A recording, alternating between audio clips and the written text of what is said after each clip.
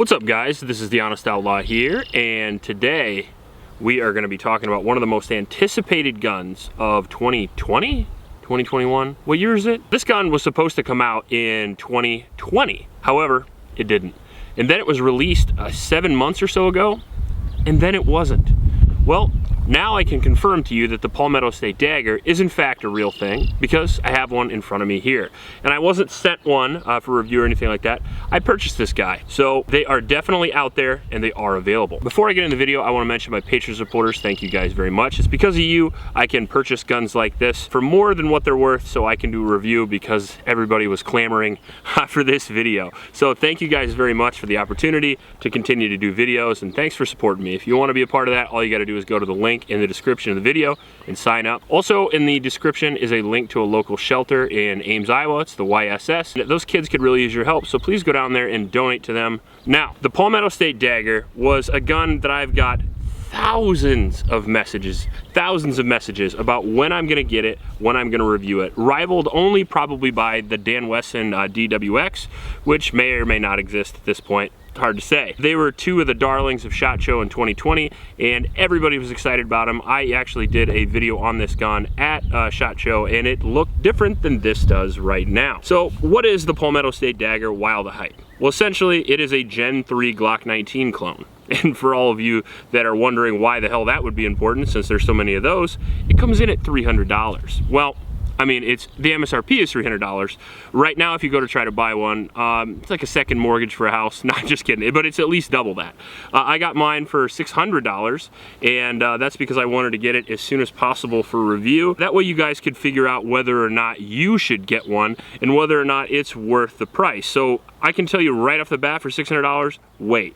Don't pay that. Now for $300, they definitely have something going on here. Some of the upgrades that you're gonna find, or some of the differences at least, from the Glock 19 Gen 3 are gonna be in the slide cuts. As you can see, the slide cuts are significantly different there. It's got a tri-top slide halfway through, and then it's got more of a diagonal cut in the rear instead of the rounded slide.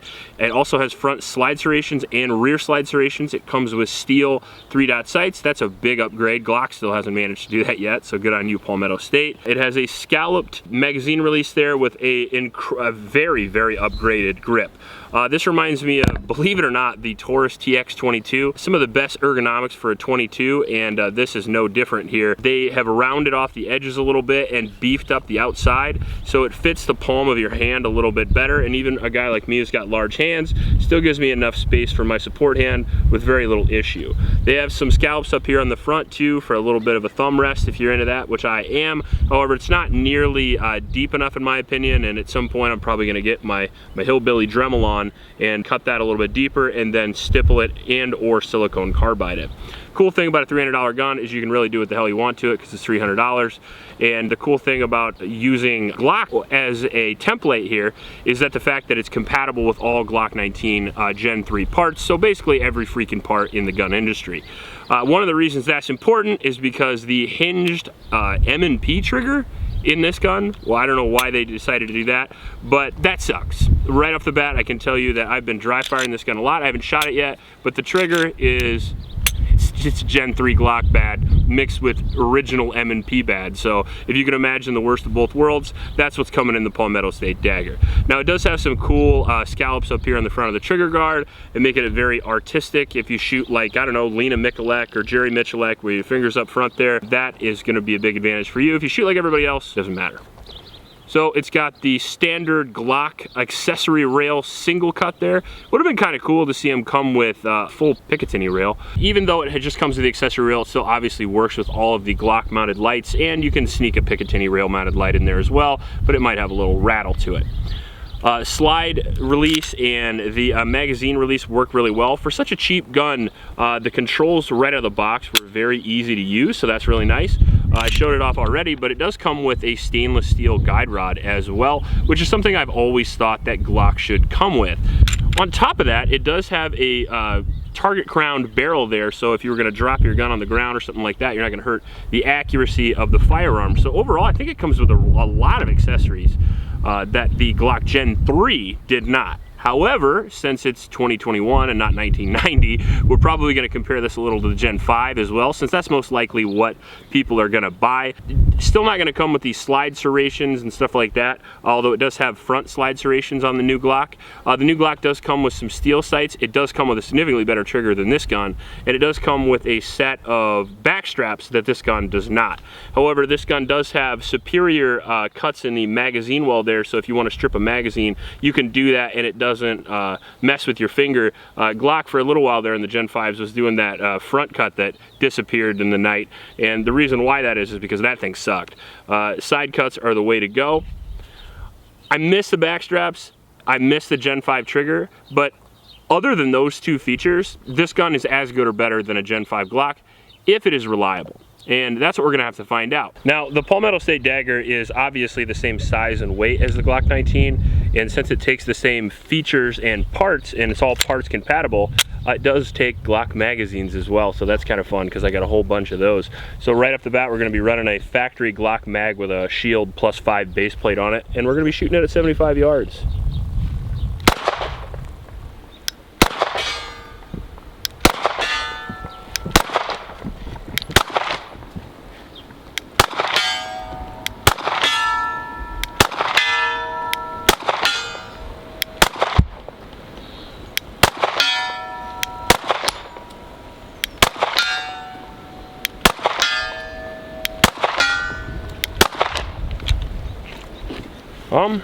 Pretty good. The combat sights come on it are big white 3-dot, and it's super bright out here right now. It's really hot. It's like 90 some degrees out here, and I'm having a little bit of trouble with glare off them on the white target down there. It's quite a distance, 75 yards. But other than that, the trigger feels a little better in practice than it does dry fire, but it's definitely still like an 8 pound trigger at least. It's certainly not the PDP or the CZP-10C or anything like that. All right, so now we're at about 35 yards and we've walked past our cover here and we've entered the wind tunnel that is Iowa. So sorry about a little bit of the wind noise. We got the dead cat on there. We're doing the best we can, but as I said, it's Iowa, so 5 miles an hour sometimes with 20-mile-an-hour gusts. That's pretty much our average weather.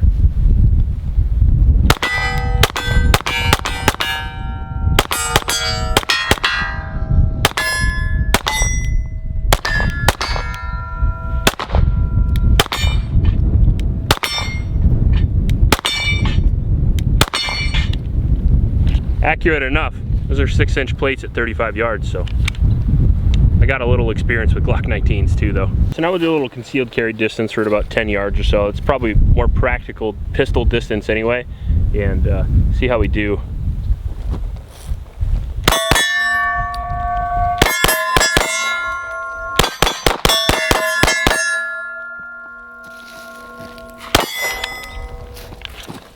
All right, so first impressions, I like the grip.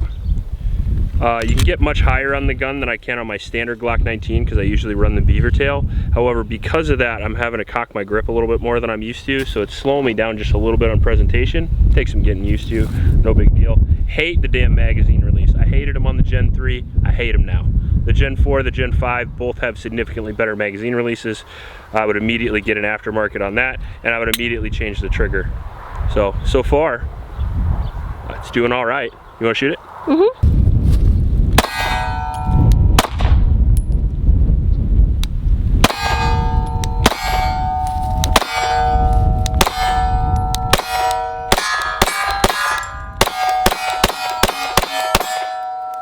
Damn, girl. It's pretty good so far. Let me try another mag. All right. Oh, did you see that? Uh-uh. Slammed her in and she went home herself. Yeah, that happens sometimes, especially on the old Gen 3s. Ready? Oh yeah.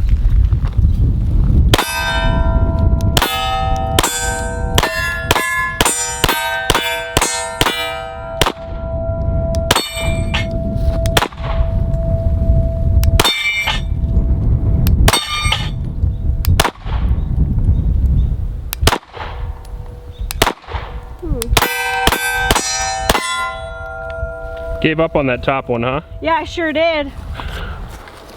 after a couple rounds, I realize I'm a failure, so then I switch it up. But well, you're definitely not a failure. Shooting really good with that, considering you're a red dot girl and it's got iron sights. Yeah. I'm gonna move over here so the wind noise is a little bit less. I'm gonna cover it with my big ass. Pardon my crazy hair. It's okay. It felt really good. It was easy to grab. It was easy to get a really good grip on, and I didn't think the trigger was too bad, but I'm not an expert like you are.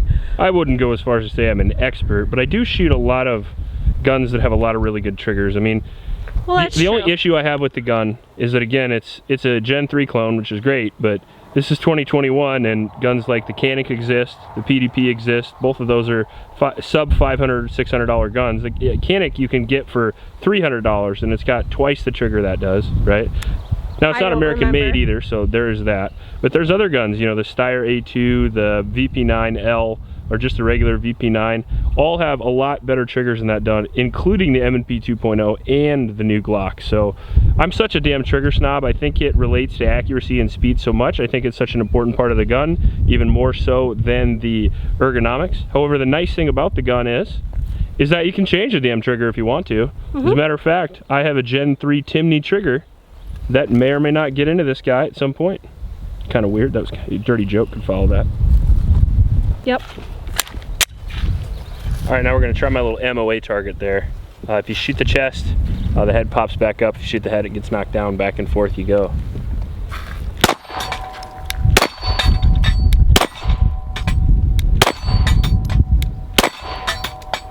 Well, the head's supposed to pop up anyway.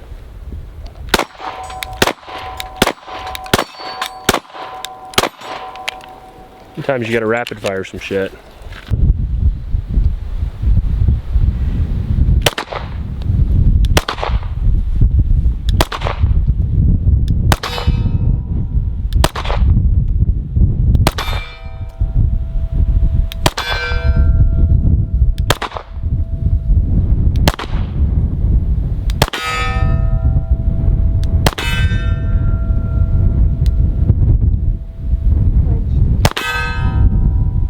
Nice shooting, Tex. You're about 35 yards.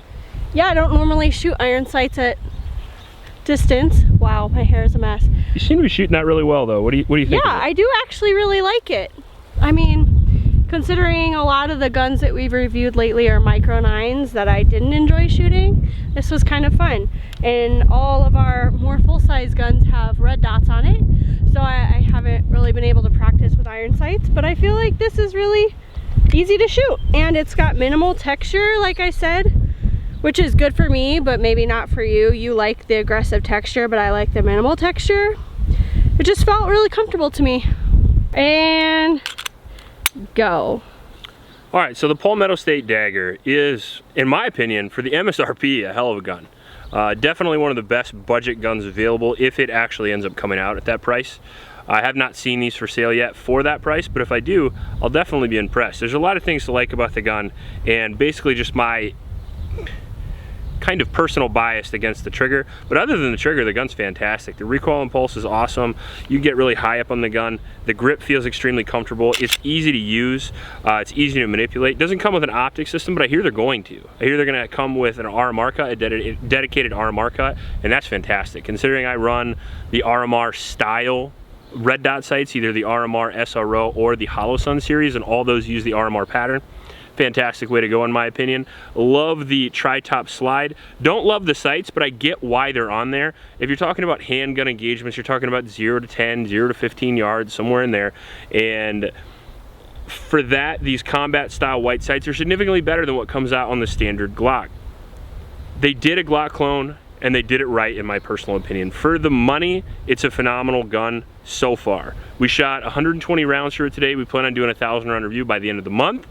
A little bit harder to do these days due to the ammo crunch and all that stuff, but it's getting a hair easier. And again, thanks my Patreon supporters for helping provide that ammunition. Target crown is a nice addition, so you don't lose any accuracy if anything happens. The stainless steel guide rod will add long-term durability, and it will also help decrease a little bit of that muzzle flip. I did notice this compared to a Glock 19, the cadence of fire was similar in speed. I think a little bit of that is is slowed down in my opinion due to the trigger, but once we get a little bit faster trigger in there, you're really gonna see me get a little bit faster with this gun. Again, I love the grip, reminds me of the TX22. The trigger is literally an M&P trigger. It feels and looks like, and the top of the slide reminds me a little bit of a Taurus as well. So it's kind of funny. It seems like a little bit of an amalgamation of like 4 or 5 different guns, and then slapped together with Glock parts. It's a cool gun, absolutely, and I think it will make a big splash in the gun industry for the promised MSRP. If you like this video, please like and subscribe. Like I said, we're going to be doing a 1,000 round review of this. We'll also be doing a few versus video of this, for sure with a Glock. It seems pretty obvious, right? And then obviously I was thinking maybe a Canic as well, since they come around the same price. If you have any other suggestions, make sure to leave them in the comment section below. Please help out your local homeless shelters, and remember to recycle. I'll check you later.